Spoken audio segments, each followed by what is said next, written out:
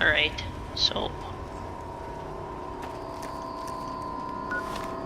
start Oasis. I've already found a location, but I haven't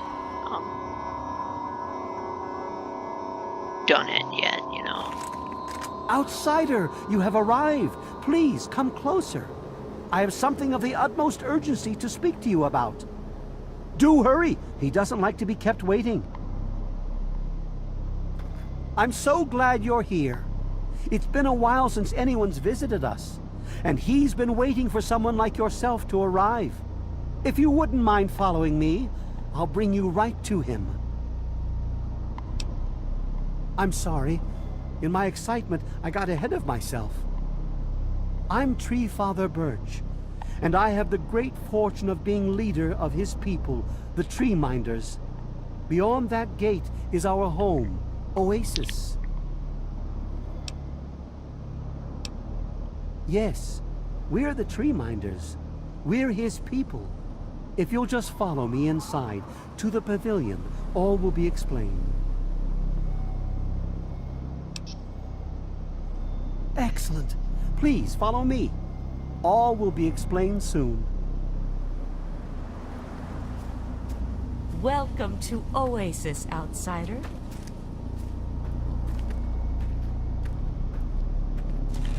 Oh boy, I love the Great Forest in Oblivion. I always feel that this area was kind of to show that Bethesda's tree graphics has had improved over Oblivion's, but there wasn't really a place to do that. We are very pleased to see you, outsider. You have no idea how overjoyed I am to see you.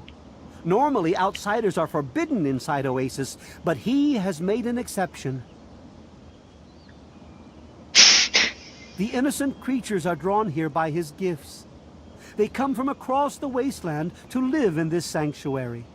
This part of the world is healing, my friend, and it's all thanks to him.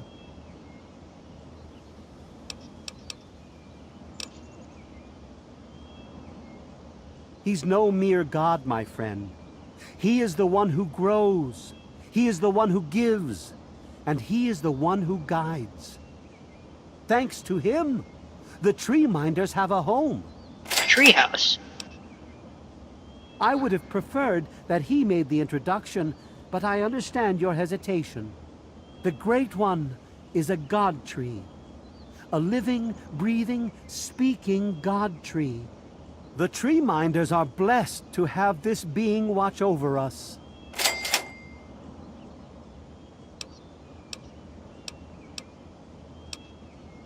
We care for this place and keep it safe from those who would seek to exploit it.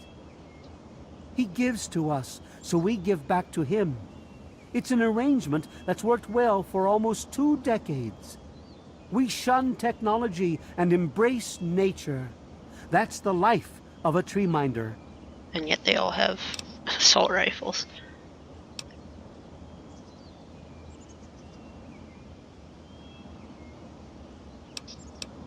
Sadly, the wasteland is a hostile place, and sometimes we're forced to defend ourselves against it. So why not just give them really powerful melee weapons? Manufactured weapons, then so be it. Had he not asked to see you, you never would have gotten this close to the gates. Yes, indeed it does. Sorry, I don't speak to outsiders very often, and I tend to get lost in conversation. As you approached Oasis, he said you were coming, and I was sent out to meet you personally with a request. He wishes to meet with you. You'd be the first outsider to do so in a very long time.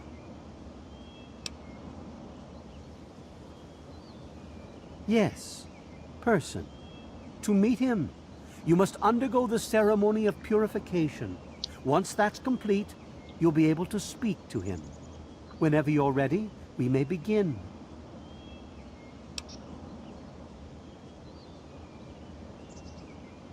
It's simple, really. You drink the sap from the basin here in the pavilion. Kinky. The sap will purify your mind and body of anything harmful Drinking the that could sap possibly from Tree hurt him. God, that's kind of I kinky. assure you, nothing harmful will happen to you. I understand, my friend. Preparing to meet him takes much preparation and soul-searching. You may walk about Oasis as you see fit, but please, don't take too long. When you're ready to undergo the ceremony, just ask. I trust we'll speak again, outsider. I'm gonna talk to other people now. This is like the only sack in Fallout 3. Although they're far more common in New Vegas. Hey, We'll speak after you meet the Great One. Yeah, this area is like their beds, or no, this is like their work tables or whatever. I don't know. I probably won't be able to speak with them till after I do this We'll ceremony. speak after you meet the Great One. What is it you wish to talk? Very good. Take your place in front of the basin and let's begin.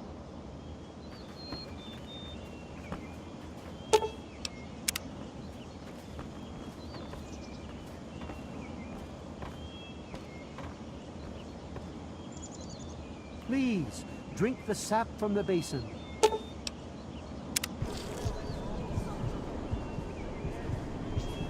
We will now recite the blessing to ward off any harm the outsider may be carrying before he proceeds to the grove. I bid you depart, agents of destruction, through the power of his divine will. Leave our homes and bodies immediately. Live no longer in them, but pass over into places where you can harm no one. in the name of his frondescence, I call his wrath upon you, so that wherever you may go, you bear it with you. And, diminishing from day to day, you may disappear, except where you serve the health and good purposes of mankind. May no trace of you be found. All this, may he be so good as to grant us, who is to come to judge the living and the dead, and the world by his verdure. Amen. Soon, you will pass peacefully into sleep, outsider. And when you awake, you will witness his glory firsthand.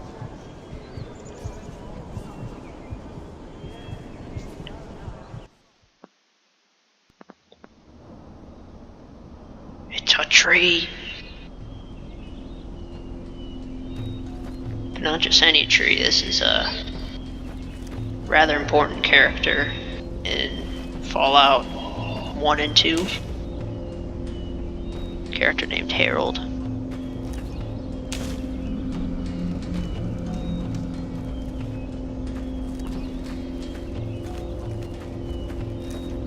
And down there, there's like this secret caves or whatever.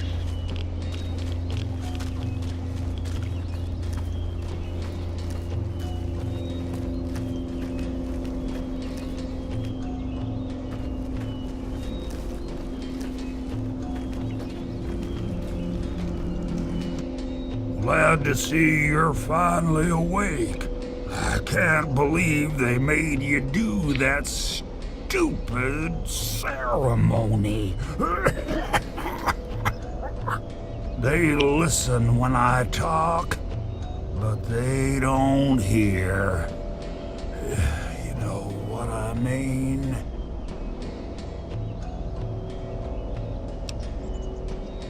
Neither have I. Well, I mean, I talked to Herbert, but he never really says anything back. Do you, Herbert? He kept growing around me. Maybe for calling him Herbert all the time. His name's really Bob. I think it's funny when I call him Herbert, though.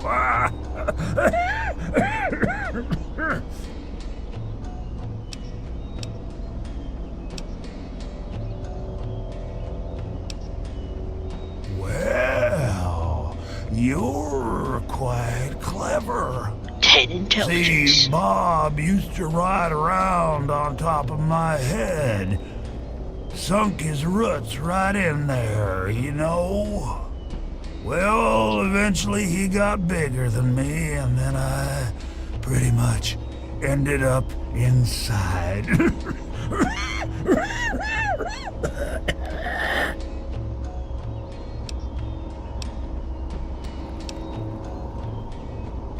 It was a long time ago.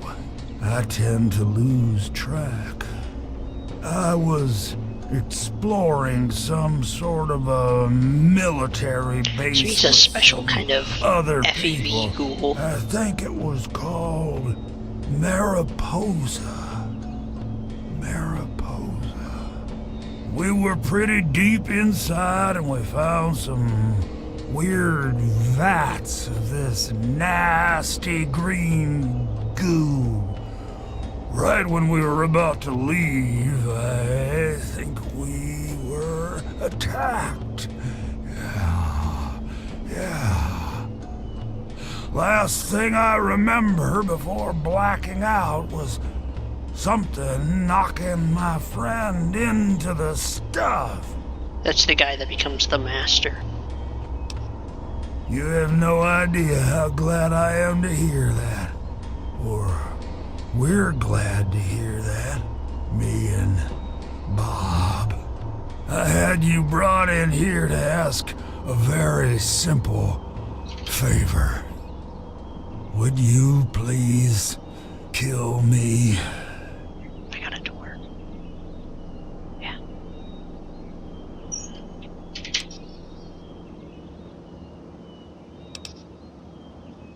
Completely serious. You'd be doing me a favor. You see, I've been stuck here for over 2 decades now. Rooted right into the ground. The only friends I've got are Bob and those weirdos out there who think I'm a god.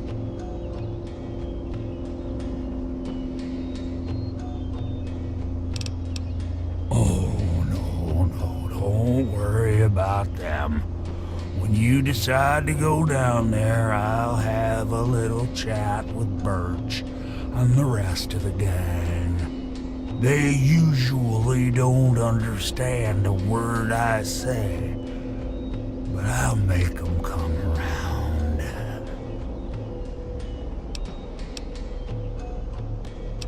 How to put this? I've been feeling rather spread out lately. I think Bob's kinda shoved my insides around some. It's hard to tell where everything is, but it's always that way with one's insides, isn't it? Anyway, I believe Bob's carried some of my organs into his root system. I want you to go underground and destroy my heart.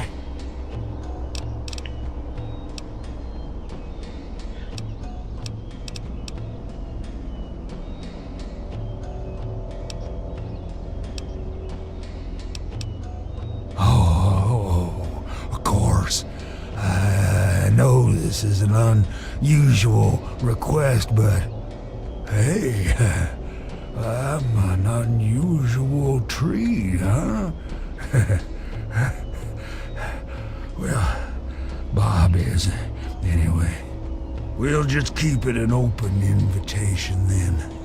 I don't want to wait until the next person visits. It could be years.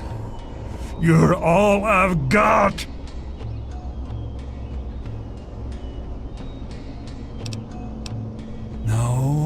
No, Herbert is the tree. Bob is his real name, but I call him Herbert 'cause I think it's pretty funny. But I'm still in here too. What's left of me? The name's Harold.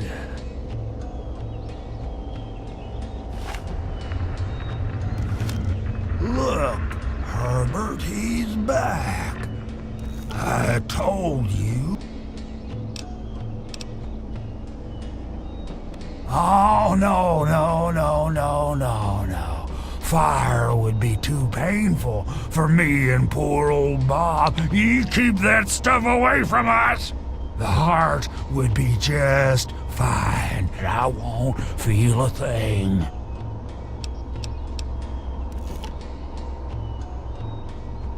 It's kinda embarrassing, really. Once a year, Bob decides he's gonna go ahead and start growing these weird pods filled with tiny seeds. Well, all it takes is a good wind and the seeds just fly everywhere. I call them Herbert's seeds. He hates that.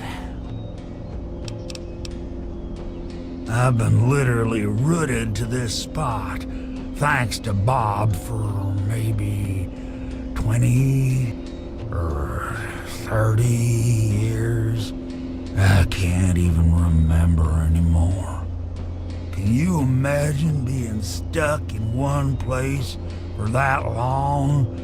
Not being able to eat, or to read, or to sleep, or anything?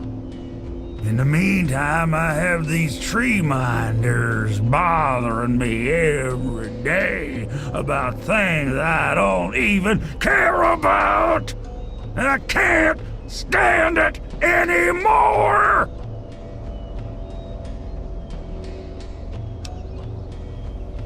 I've tried to stay happy, really. I have. Bloomseer Poplar thinks I'll live for hundreds of years, maybe even more. Can you imagine that? Stuck here for centuries? I can't do it. I just want to be alone. Just me and Bob until the end. When I saw you coming towards Oasis, I thought I felt that you'd understand me. I guess I was wrong.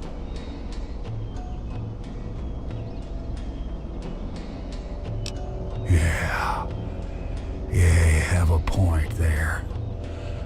Maybe I'm just losing my marbles from all this boredom. I swear, if I try real hard, I can see all around me, like my eyes are in every leaf on every tree.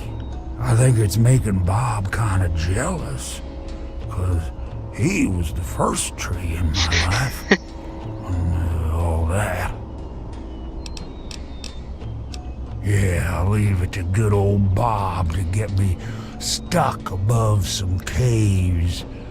Now, my dang feet are cold. I think the best way for you to get down there would be to get the key from the one those loonies call Cypress. There's supposed to be some old gate or something back in the other grove. Sometimes I feel stuff tickling me, but I think that's just Bob getting back at me for all the times I called him Herbert.